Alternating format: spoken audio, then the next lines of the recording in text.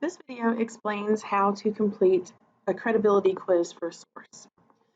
This is the explanation sheet here. In this column, we have things that make a source credible. In this column, we have the things that make sources questionable. And here we have where you would put the score. So this says that there are a possibility of 38 points, and a source needs to get at least 25 to pass, but the higher a score is, the better the source is. If you are using a scholarly peer-reviewed source, then that source should score a full 38 points on this credibility quiz. I'm going to show you how to complete this credibility quiz with a non-scholarly source, just in case you have to use a non-scholarly source, which that would only be the case if you're having a really, really difficult time finding scholarly sources and you found an awesome non-scholarly source that you'd like to use. Okay, so these are the categories: author, publication, use of sources, evidence, date, purpose, and sponsor. This is the credibility quiz that I have already filled out. And so I just want to go through it here and explain to you why I scored it the way that I did. So first we have the author, and I gave this one a full 6 points. So if we scroll up here, it says if the author is existent, if there is an author for the source, then it gets 3 points.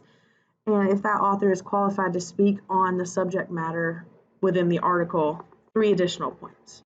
So if we scroll down, I put the author's name here, and then I put his title as well.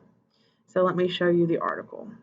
So the title of this article is Crisis Communications in a Digital World. This article focuses on school safety. And so I'm going to scroll to the bottom where I found Kenneth S. Trump's credentials.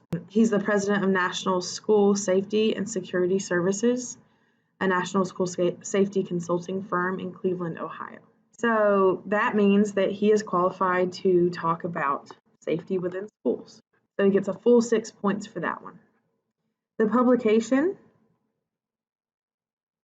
So peer-reviewed journals get 4 points. Websites for professional organizations or a book written by a scholar gets 3 points. It only gets the top number of points if it's also peer-reviewed and double-checked by other peers in the same field. I put magazines here as getting 0 points, but I actually gave this source 3 points because it is a national organization that wrote the article.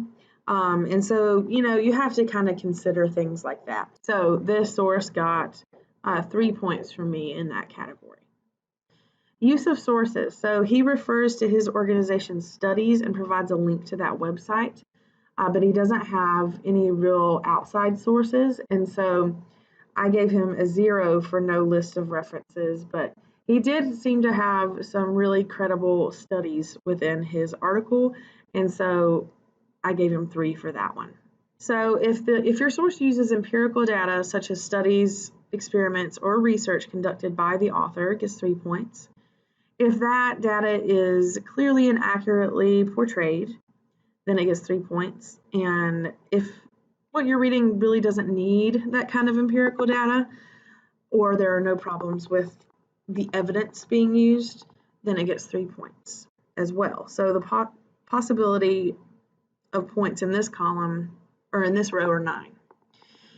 If you see any problems, you'd have to really read through it and kind of analyze it to see these problems here, but I'll show you where this article includes research. It says, we looked at more than 300 documented school bomb threats, shooting threats, hoaxes, and acts of violence in 43 states during the first 6 months of the 2013-2014 school year. It's a very wide study as far as covering a lot of threats and a lot of states, but it's only over 6 months, and so I'm not sure how much that would vary. That could be an issue with the research. Let me show you what I scored it.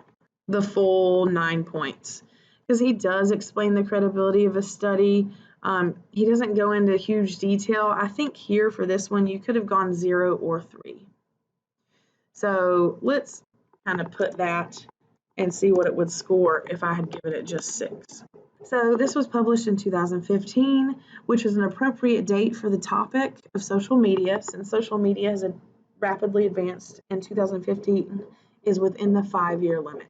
If your author is talking about a topic that rapidly advances, like something like this, then it needs to be within the past 5 years. Otherwise, if you think that research 10 years ago is still applicable today, then you can use that research. But if you're unsure, just go ahead and stick it with the 5-year limit. So I scored 3 points on that one. If it has a clear purpose, to inform gets 4, to persuade gets 3, to entertain gets 1.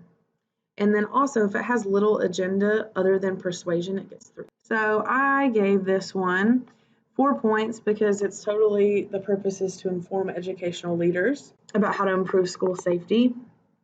And then there's no real agenda. It's a national organization. It literally is just giving them tips to improve school safety.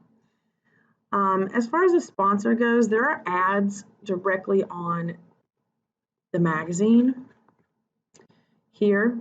And, you know, the National School Safety and Security Services technically sponsored this. So I gave it 0 for being sponsored. So it didn't score any points in that category. So overall, this source scored a 31 out of 38.